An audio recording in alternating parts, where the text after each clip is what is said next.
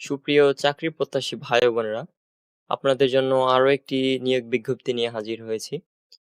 গণপ্রজাতন্ত্রী বাংলাদেশ সরকারের জনস্বাস্থ্য প্রকৌশল অধিদপ্তরে অফিস সহায়ক হিসেবে 280টি শূন্য পদে নিয়োগ বিজ্ঞপ্তি প্রকাশ হয়েছে। স্থানীয় সরকার, পল্লী উন্নয়ন ও সমবায় মন্ত্রণালয়ের স্থানীয় সরকার বিভাগের অধীনে জনস্বাস্থ্য প্রকৌশল অধিদপ্তরের নিম্নবর্ণিত রাজস্ব ও অস্থায়ী রাজস্ব খাতভুক্ত পদে নিয়োগের জন্য পদের পার্শ্বে বর্ণিত শিক্ষাগত ও অন্যান্য যোগ্যতা এবং বর্ণিত শর্ত সাপেক্ষে বাংলাদেশের প্রকৃত স্থায়ী নাগরিকদের নিকট হতে অনলাইন আবেদন আহ্বান করা যাচ্ছে। তো এখানে আপনারা একটি পদই আছে, যেটা হচ্ছে অফিস সহকারী। তো অফিস সহকারী 280টি শূন্য পদে আপনারা আবেদন করতে পারবেন। আপনাদের অফিস সহায়ক হিসেবে বেতন স্কেল বা গ্রেড জাতীয় বেতন স্কেল 2015 অনুযায়ী গ্রেড হচ্ছে 20, 8,250 টাকা থেকে 20,010 টাকা পর্যন্ত। এখানে আপনার বয়স সীমা 18 থেকে 32 বছর হতে হবে। শিক্ষাগত যোগ্যতা কোনো স্বীকৃত বোর্ড হতে মাধ্যমিক, স্কুল সার্টিফিকেট বা সমমানের পরীক্ষা উত্তীর্ণ হতে হবে। অর্থাৎ আপনি যদি এসএসসি পাস করে থাকেন, তাহলে আপনি খুব সহজেই, অথবা আপনি যদি মাধ্যমিক পাস করে থাকেন বা সমমানের পাস করে থাকেন, আপনি খুব সহজেই এই অফিস সহায়ক হিসেবে আবেদন করতে পারবেন। এটি আপনার জন্য একটি দারুণ সুযোগ হতে পারে। তো চলুন আমরা দেখি কিভাবে আবেদন ফর্ম পূরণ করবেন এবং পরীক্ষায় অংশগ্রহণ করবেন। তো আবেদন ফর্ম পূরণ এবং পরীক্ষায় অংশগ্রহণের ক্ষেত্রে নিম্নবর্ণিত শর্তাবলী অবশ্যই অনুসরণ করতে হবে। তো চলুন আমরা শর্তগুলো একে একে দেখি। 1 জুন 2026 খ্রিস্টাব্দ তারিখে আবেদনকারীর বয়স সীমা 18 থেকে 32 বছর হতে হবে। অর্থাৎ আপনার বয়স যদি 18 থেকে 32 বছর হয়, তাহলেই আপনি আবেদন করতে পারবেন। বয়স প্রমাণের ক্ষেত্রে এফিডেভিট গ্রহণযোগ্য নয়। তারপর আবেদনকারীকে তার অর্জিত সঠিক সর্বশেষ শিক্ষাগত যোগ্যতা আবেদনপত্রে উল্লেখ উল্লেখ করতে হবে। অর্জিত শিক্ষাগত যোগ্যতা গোপন রেখে পরবর্তীকালে তা প্রকাশ করে পদোন্নতি বা অন্য কোনো বৈধ সুযোগ সুবিধা দাবি করলে তা গ্রহণযোগ্য হবে না। অর্থাৎ আপনি যদি এইচএসসি পাস হয়ে থাকেন এবং আপনি এইখানে যদি এসএসসি পাসের সার্টিফিকেট দিয়ে আবেদন করেন বা আপনি চাকরিটি নেন, পরবর্তীতে আপনি যদি আপনার উচ্চতর ডিগ্রির সার্টিফিকেট দিয়ে যদি পদোন্নতি চান, তাহলে সেক্ষেত্রে সেটা গ্রহণযোগ্য হবে না। সরকারি, আধা সরকারি ও স্বায়ত্তশাসিত প্রতিষ্ঠানে চাকরিরত প্রার্থীকে অবশ্যই যথাযথ কর্তৃপক্ষের অনুমতি ক্রমে আবেদন করতে হবে এবং মৌখিক পরীক্ষার সময় অনুমতি কপি প্রদর্শন করতে হবে।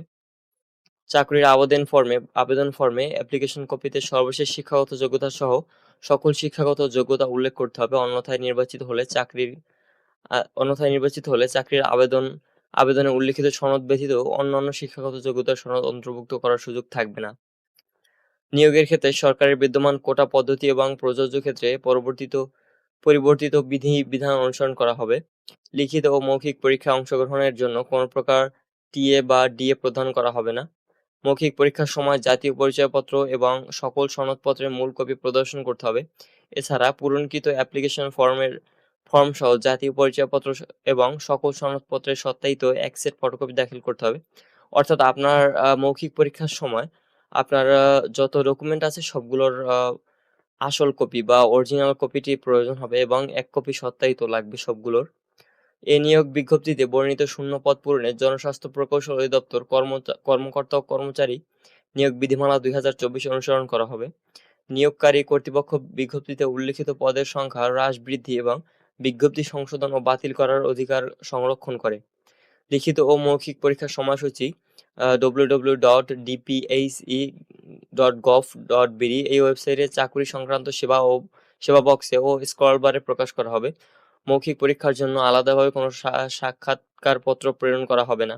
অর্থাৎ আপনি এই সম্পর্কিত যত তথ্য আপনি এই ওয়েবসাইটেই খুব সহজেই পেয়ে যাবেন। ইতোপূর্বে স্মারক নং 538 তারিখ 28/1/2025 খ্রিস্টাব্দ এর মাধ্যমে প্রকাশিত নিয়োগ বিজ্ঞপ্তির বিপরীতে অফিস সহায়ক পদে যারা আবেদন করেছেন, তাদের ক্ষেত্রে ওই বিজ্ঞপ্তিতে উল্লেখিত বয়সসীমা প্রযোজ্য হবে এবং তাদের পুনরায় আবেদন করার প্রয়োজন নেই। অর্থাৎ যারা আপনারা পুনরায় দুঃখিত, যারা ইতোপূর্বে আবেদন করেছিলেন তাদের আবার পুনরায় আবেদন করার প্রয়োজন নেই। তবে আপনার তাদের ক্ষেত্রে ওই বিজ্ঞপ্তিতে উল্লেখিত বয়সসীমা প্রযোজ্য হবে। অর্থাৎ আপনার তখনকার বয়স হিসেব করা হবে। তখনকার থেকে আপনি যখন আবেদনটি করেছিলেন।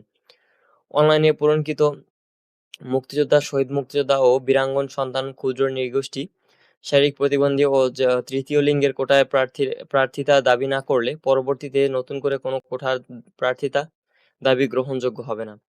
কোনো প্রার্থী যদি ফৌজদারি আদালত কর্তৃক নৈতিক স্থলজনিত অভিযোগ দণ্ডিত হন কিংবা কোনো সরকারি বা শাসিত প্রতিষ্ঠানে বা স্থানীয় সরকার কর্তৃপক্ষের চাকরি থেকে বরখাস্ত হয়ে থাকেন এবং উত্তরপত্র বরখাস্তের পর ২ বছর অতিক্রান্ত না হয়ে থাকে, তবে তিনি আবেদন করার জন্য যোগ্য বলে বিবেচিত হবেন না।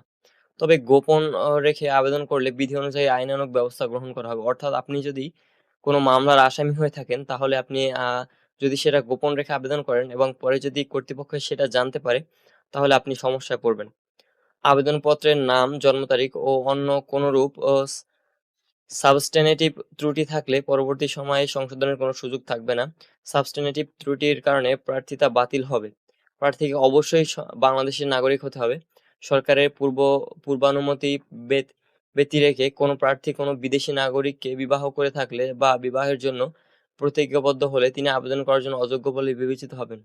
নিয়োগ সংক্রান্ত সকল বিষয়ে নিয়োগকারী কর্তৃপক্ষের সিদ্ধান্তই চূড়ান্ত বলে গণ্য হবে। আবেদনপত্র পূরণকৃত শর্তাবলী: প্রার্থীকে এই ওয়েবসাইটে এই লিঙ্কে প্রবেশ করে নির্ধারিত আবেদনপত্র অনলাইনে আবেদন করতে হবে। আবেদনের সময়সীমা অনলাইনে আবেদনপত্র পূরণ ও আবেদন ফি জমা দানের শুরুর তারিখ ও সময় হচ্ছে ১০ জুন, অর্থাৎ গতকাল থেকে আবেদন শুরু হয়েছে এবং সকাল ১০টা থেকে, এবং অনলাইন আবেদনপত্র পূরণের শেষ সময় হচ্ছে ৮ জুলাই ২০২৬, অর্থাৎ প্রায় ১ মাস ২ দিনের মতো। উম তারিখ বিকাল ৪টা পর্যন্ত।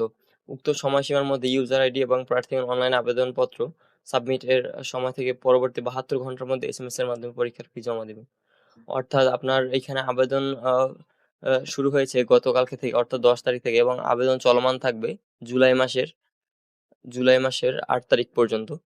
এবং আপনি এখানে অফিস সহায়ক হিসেবে মাত্র ৳৫০ অনলাইন ফি বাবদ ৳৬ অপেরোধযোগ্য, অর্থাৎ মোট মোট ৳৫৬ ৭২ ঘন্টার মধ্যে জমা দিবে। অর্থাৎ আপনার এখানে আবেদন করতে শুধুমাত্র ৳৫৬ প্রয়োজন হবে। আপনি যদি এসএসসি বা মাধ্যমিক পাস হয়ে থাকেন, আপনি মাত্র ৳৫৬ এই সরকারি চাকরিটি পেতে পারেন। তো আপনি যদি এই বিষয়ে কোনো প্রশ্ন থাকে অবশ্যই করবেন এবং আমি উত্তর দেওয়ার চেষ্টা করব। আল্লাহ হাফেজ।